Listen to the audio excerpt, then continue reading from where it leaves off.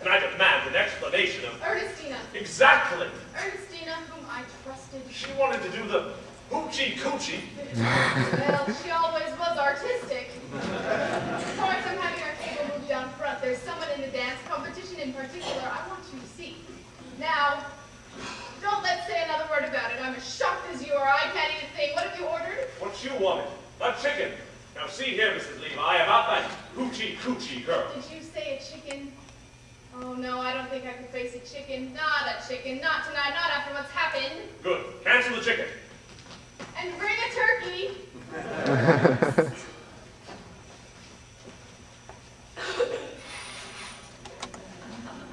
What are you doing now? Nothing.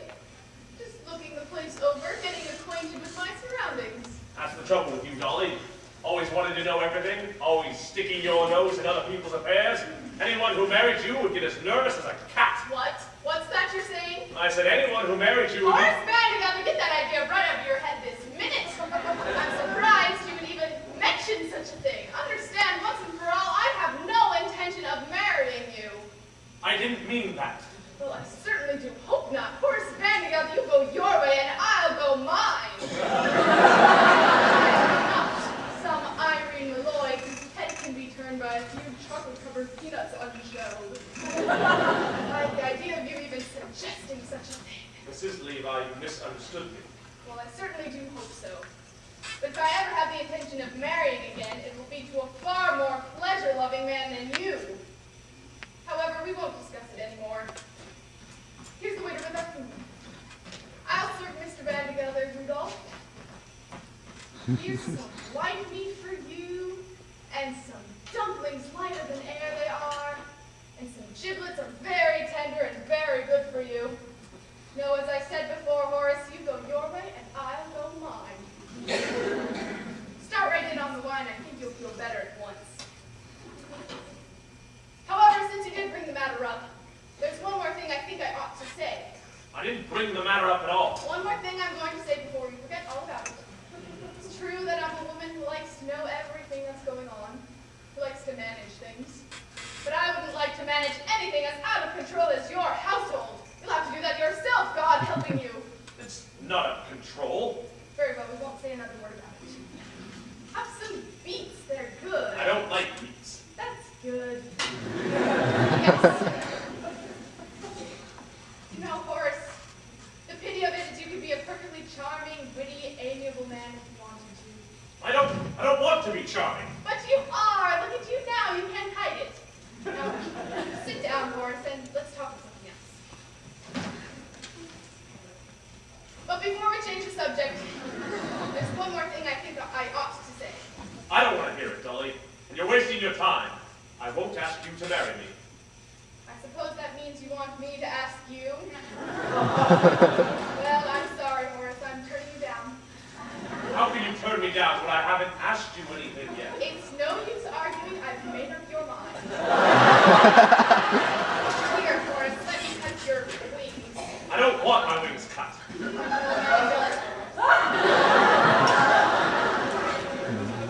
I've got a headache. I'm going back to my hotel. You can't go yet. The competition's about to begin. Here's the money to pay for the dinner. Here's $20. Wait a minute. There's nothing in here but $1, 3 dimes, 5 pennies, and a buck. This isn't my purse. I've lost my purse. Barnaby, that purse you found. Impossible. I can't imagine you without your purse. It's ridiculous. Before you leave, you have to get out of here. What am I going to do? I've never been here before. They don't know me. Stop eating that turkey. I can't pay for it. Horace, the latest thing of polka, and there's one dance in particular I want you to see.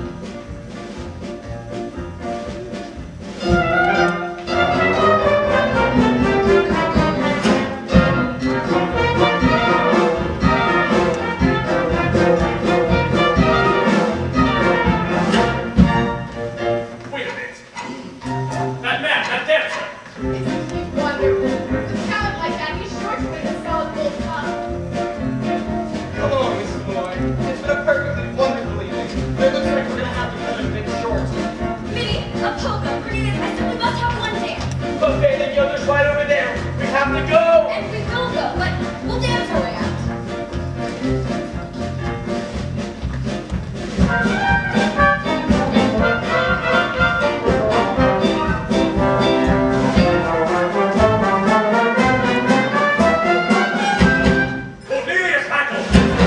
Morning,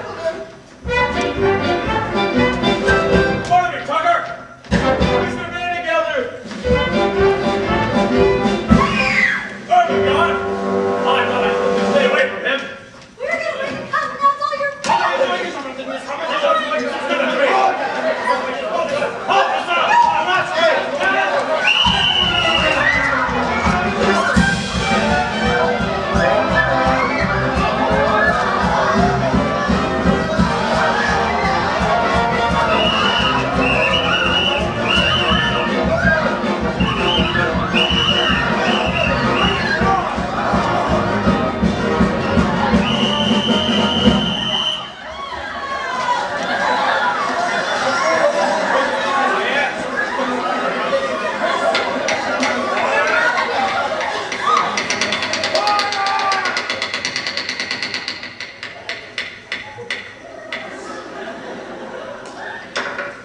Better. Now, you're all charged with disturbing the peace, assault and battery, inciting to riot, and several other serious offenses of the law of this city. Is there anyone here to speak on your behalf? I said, is there anyone here to speak on your behalf?